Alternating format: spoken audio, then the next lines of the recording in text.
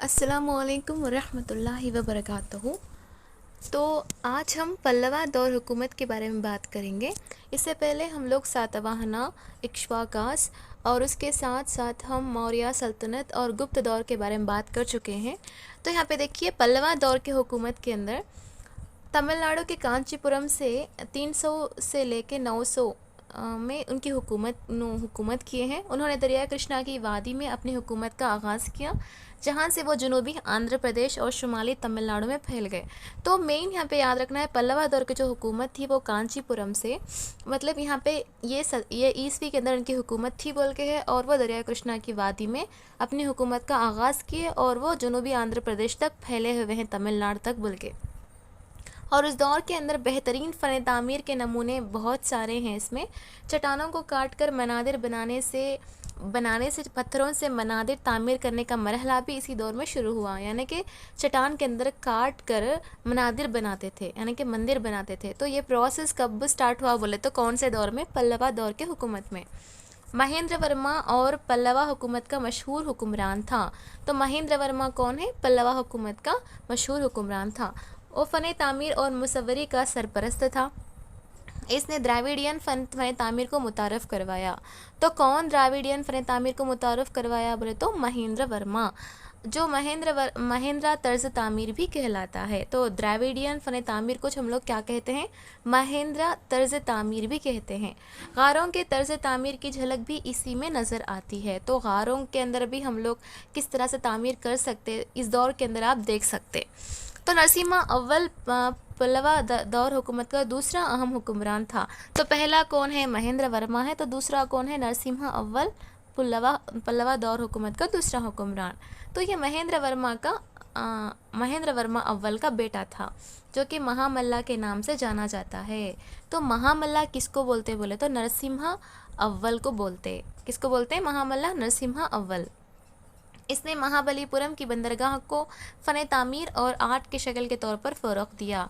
तो एक एक बादशाह एक एक जगह पे सेलेक्ट कर लेता है और वहाँ पे क्या करता है, वो अपनी आर्ट या तामीर को फ़रोग़ देता है। तो इन्होंने महाबलीपुरम की बंदरगाह को सेलेक्ट, मतलब वहाँ पे फ़न तामीर और आर्ट के शहर के तौर पे उन्होंने फ़रोग़ किए हैं। कौन? नरसिम्हा अव्वल, जो महामल्ला के नाम से जाने जाते हैं। तो इसकी जानिब से फ़रोग़ दिए गए फ़न तामीर को महामल्ला फ़न तामीर भी कहा जाता है। महाबलीपुरम में 5 रथ बनवाए गए हैं, जो कि पंच पांडवरतास के नाम से जाने जाते हैं। तो महाबलीपुरम के अंदर जो 5 रथ हैं, जो 5 पांडवरथास के नाम से जाने जाते हैं। तो हर रथ को एक ही चट्टान में तराशा गया है, इसलिए यह मोनोलिथिक भी कहलाते हैं। तो यहाँ पे एक ही चट्टान में इतने सारे रथ को बनाने का एक अहम इसमें यूनिक क्या है बोले तो एक ही चट्टान के अंदर इतने सारे यानी कि 5 रथास बनाए हैं। तो ये क्या है? एक मोनोलिथिक भी इसको कहते हैं। आप यहाँ पे देख सकते हैं पल्लवा फ़न तामीर की मिसालें।